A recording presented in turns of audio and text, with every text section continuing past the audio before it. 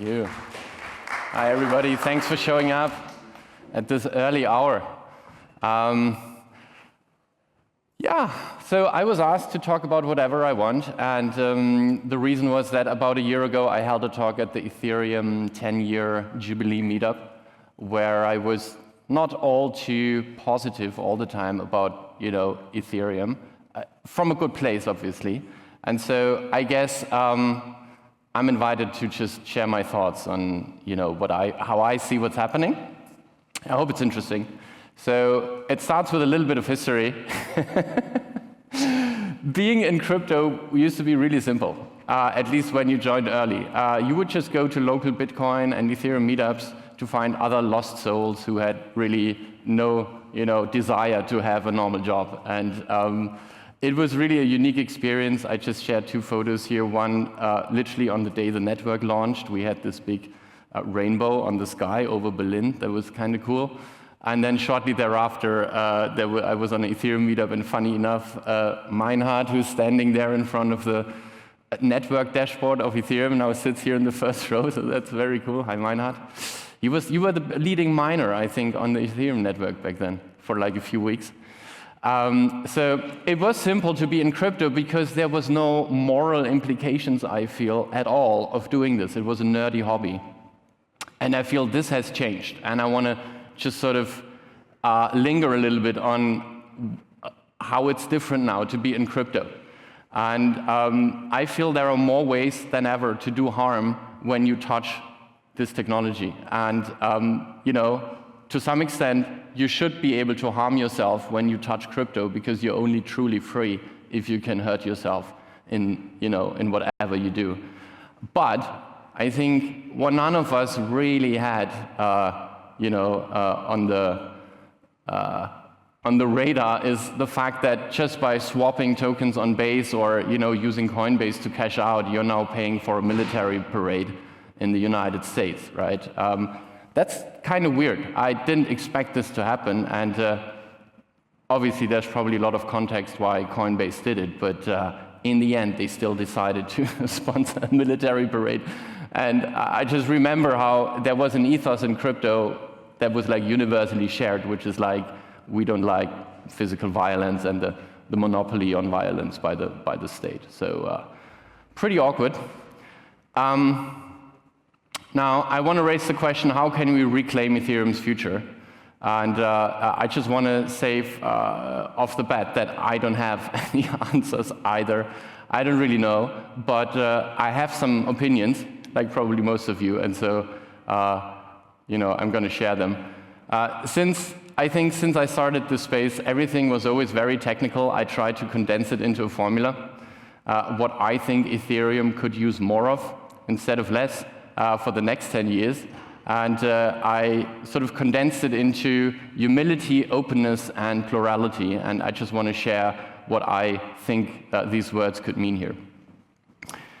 Starting with humility, the reason I got, I think, one-shotted by Ethereum back in, I think, 2014 when I heard about it, was really Vitalik's epistemic framework that he developed in his blog posts. It just totally blew my mind how differently you can look at the world and understand things, understand causal connections between things, be it in finance, philosophy, how the internet works, accounting. Like, he was able to synthesize things in new ways that created genuinely new explanations for why the world is how it is and where we should go.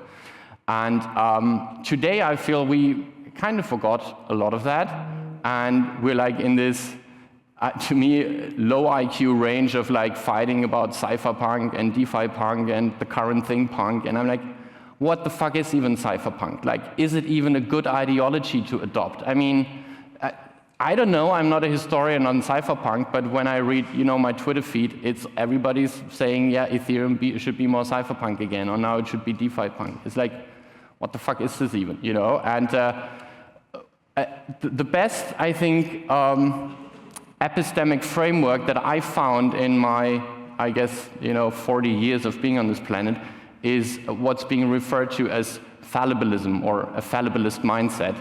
I stumbled upon it through David Deutsch, a really great philosopher and physicist. He co-invented quantum computing in the 80s. And it's the idea that you can be infinitely optimistic in this world just by virtue of the fact that errors are discoverable and fixable over time. So just as much as problems are inevitable, so are solutions, provided that criticism stays free and knowledge remains conjectural.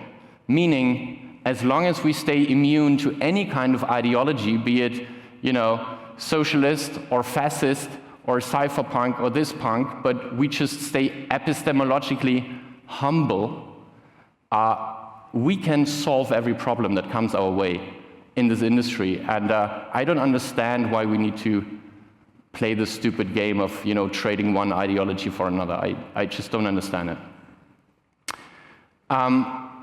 Next one, openness.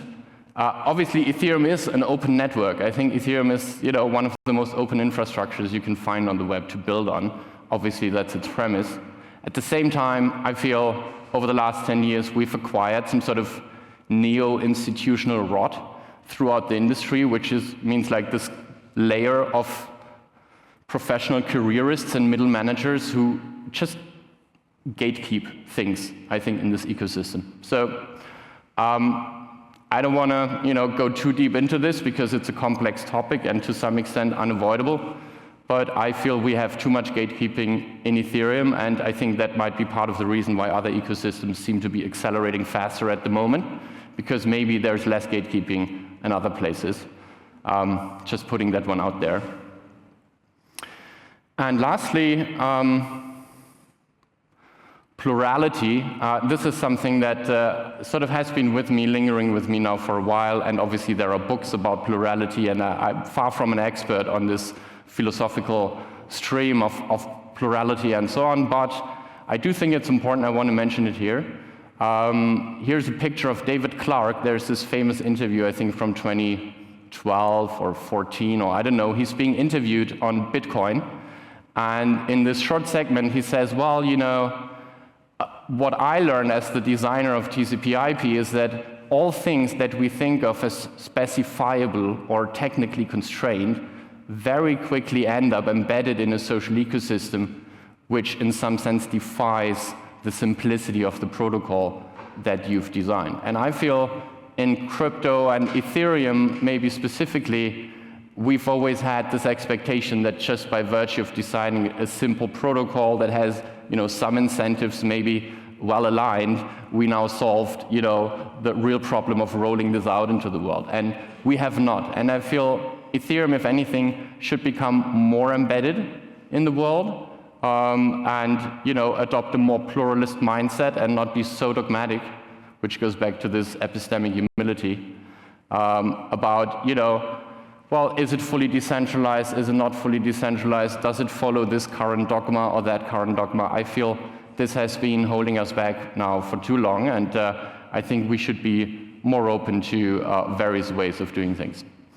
So that leads me to this Ethereum slide, which sort of looking back, obviously it's not a correct or the only way to look at the last 10 years. But I feel that in the early years, 2013 to 17, we really rewarded the early believers in this idea of a new settlement layer, decentralized, open, permissionless, and programmable, Turing complete, right? That was the one differentiating factor to Bitcoin. In 2018, we rewarded the early, DeFi plumbers laying the financial pipes to make it possible to swap the tokens, to take out loans, all that stuff. Afterwards, we rewarded, and I think most recently we've seen it with stablecoin issuers, the people who really believed that we should bring fiat on-chain and stocks on-chain and securities and all the stuff. I feel these people are being rewarded now. And the open question is, well, who will be rewarded next? What do we want to see in this ecosystem develop more of? And I feel that if we blindly follow down this, cypherpunk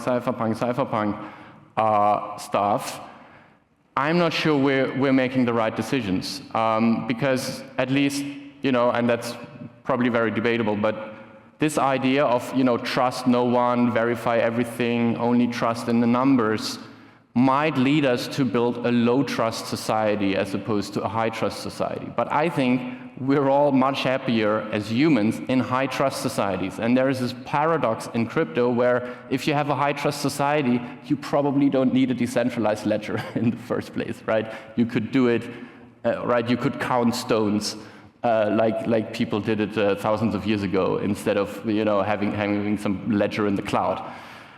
Paradoxically, I think the way the world is developing, we need to develop infrastructure where you don't have to trust no one, but I'm not sure it's a good North Star to have culturally and philosophically in terms of what kind of society do we build. So I feel the opposite of trust no one is build bridges. And I feel Ethereum needs to build more bridges. Personally, I've been a bridge builder in this space now for 10 years. And it's been fun and frustrating. The first, bridge building I've started doing was back in 2017 when I founded, I think, the first crypto lobby organization in Europe. I mean, it was in Germany at the time. And then a couple of years later, I founded with other great people here in Europe the first, I think, community, focused crypto lobby organization in Europe, in Brussels, called the European Crypto Initiative, EUCI. And we've been building bridges to regulators where, most people in the space think it's not worth talking to regulators. We've been educating them on DeFi and, giving, spend thousands of hours in calls and meetings with regulators, explaining them why what we do matters and why there is some deep moral truth and justification in what we do, like some inherent goodness that this world needs to sort of move forward. And with this kind of signaling, we are able to reach people far beyond sort of what we should be able to reach and impact, which is great. And lastly, sorry for shilling my projects now, I suppose, but that's an example of what I consider bridge building is a Web3 social application that I've been now developing for over 3 years called Common Ground. And the idea of Common Ground, again, is to bring people from all over the, not just crypto space, but kind of the Web3 space, together on, in one environment, in their own communities, and be able to, collaborate better, exchange knowledge, and retain knowledge better, and so on and so forth. I feel building bridges in Ethereum has been a pretty, ungrateful job for the last decade. I don't want to complain, but I think there wasn't too much support. I think now might be the time where we want to, spread our aperture, make it bigger, and bring, more attention to these kinds of efforts too, not just the technical development. That's pretty much everything I wanted to share in this little talk. Thank you very much for listening, and happy to answer any questions if you might have them. Thanks. Thank you, Florian, for your provocative talk. Any questions? Right here, down front. Sure. Here's your microphone. Sure. Hey, Florian. Thanks for the shout-out. So do you think you moved the needle on regulation, or did you just kind of spend a lot of time and they were like, thanks, but we'll do it the other way? Actually, yeah, we did move the needle a lot. Let me pick two examples. I think the biggest one is that we managed to exempt decentralized finance, so DAOs, decentralized protocols like Aave and so on, to exempt them from this regulatory burden of this European regulation called MiCA that entered into force earlier this year. There is a paragraph in there, recital 22. It's not even a real paragraph in the text. It's like a preemptive exclusion that says, well, if your project is not operated in a centralized way, but fully decentralized, you can ignore this entire regulation and continue doing what you do in this sort of illegal space, as Gavin Wood called it. And that's kind of ridiculous that we achieved this, to me, because, I mean, crazy. So yeah, when I think about that. Did you write those lines? Pardon me? Who wrote those lines? So I wrote a long report on how this came into the final text. The suggestion came through the Portuguese team inside the council. But then how did the Portuguese, so there is a long chain of causality how to find that. But I would love to actually share this. I've long thought that crypto should have some sort of, retro PGF, but for public policy impact. Frankly, we were told that this would not be a good idea because they would make political outcomes sort of purchasable or sort of like monetize them. I understand that viewpoint too. So I don't really know how to solve this. But yeah, thanks for asking that question. That's a great question, yeah. Other questions for Florian? One of my favorite aspects of Ethereum culture is its willingness to critique itself. So thank you so much for your great talk. Okay. Please, a round of applause for Florian.